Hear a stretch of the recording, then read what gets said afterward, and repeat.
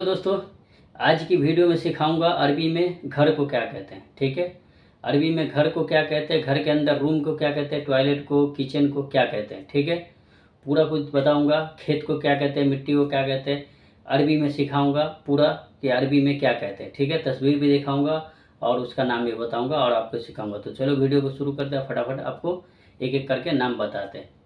घर को अरबी में बेत कहते हैं। जैसे हम लोग कहते हैं घर, तो अरबी में बेत कहते हैं। ठीक है, घर को अरबी में बेत कहते हैं। उसके बाद में आ गया आपके घर के अंदर का। घर के अंदर रूम को गुरफा कहते हैं। रूम को गुरफा कहते हैं। ठीक है, रूम को गुरफा कहते हैं। उसके बाद में जो हम लोग का जो एक हॉल टाइप का जो बनाते हैं, हॉल को ये लोग साला कहते हैं, मजलिस भी कहता है।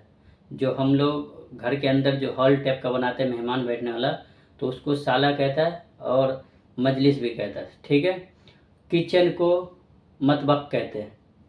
किचन को अरबी में मतबख कहते हैं। ठीक है, किचन को अरबी में मतबख कहते हैं। टॉयलेट को अरबी में हम्माम कहते हैं। टॉयलेट को अरबी में हम्माम कहते हैं। ठीक है, जो टॉयलेट है उसको अरबी में हम्माम कहते हैं। ठीक है, उसके बाद में जो तिरपाल का जो घर बना के रहते हैं, बहुत सारा तिरपाल का घर होता है जो बाहर में आउट साइड में आदमी लोग तिरपाल का घर बनाते हैं, उसको अरबी में खैमा कहते हैं। जो तिरपाल का घर बना के आउट साइड में रहते हैं घर से बाहर, उसको खैमा कहते हैं। ठीक है, पार्किंग का जो छत होता है उसको मुगल्लत कहते हैं।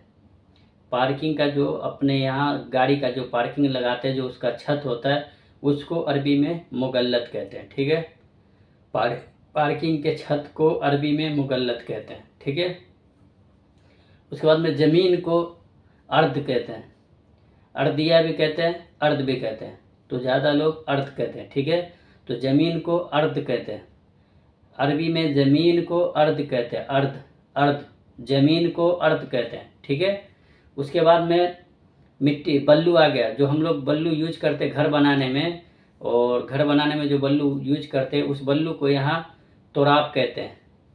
रमल भी कहते हैं, तोराब भी कहते हैं। ठीक है, दो है, रमल भी कहता है, तोराब भी कहता है। अरबी में रमल तोराब दोनों है, तो आप रमल बोलोगे तो समझ जाएगा, तोराब भी बोलोगे तो समझ जाएगा।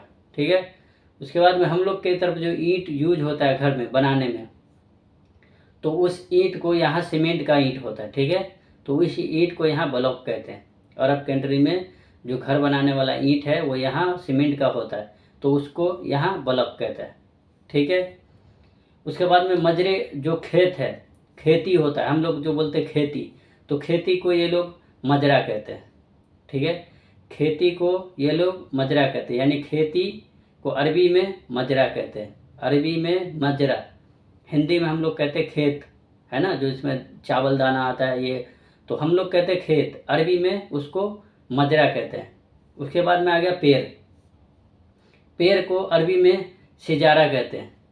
पेड़ को अरबी में सिजारा कहते हैं। जैसे हम लोग आम का पेड़ है तो बोलते हैं आम का पेड़, तो जो भी कुछ का पेड़ है, केले का पेड़ हो गया या अमरूद का पेड़ हो गया, तो इस तरीके से कहते हैं। तो यानी पेड़, हम लोग पूरा को पेड़ कहते हैं ना, तो अरबी में पूरा जितना भी पेड़ है उसको सिजारा कहते हैं। उसके बाद में वो किस चीज़ का पेड़ है उसको नाम लेके बुलाएगा। जैसे मतलब सेब को तुफ़ा कहते हैं, तो अगर सेब का पेड़ है तो बोलेगा सिजारा तुफ़ा। सिजारा अनब, अंगूर को अनब कहता है, तो जो उसका पेड़ है उसको सिजारा ही बोलेगा। जैसे केला है, तो ये केला को अरबी में मौज कहते हैं। ठीक है, तो ये लोग बोलेगा सिजारा मौज।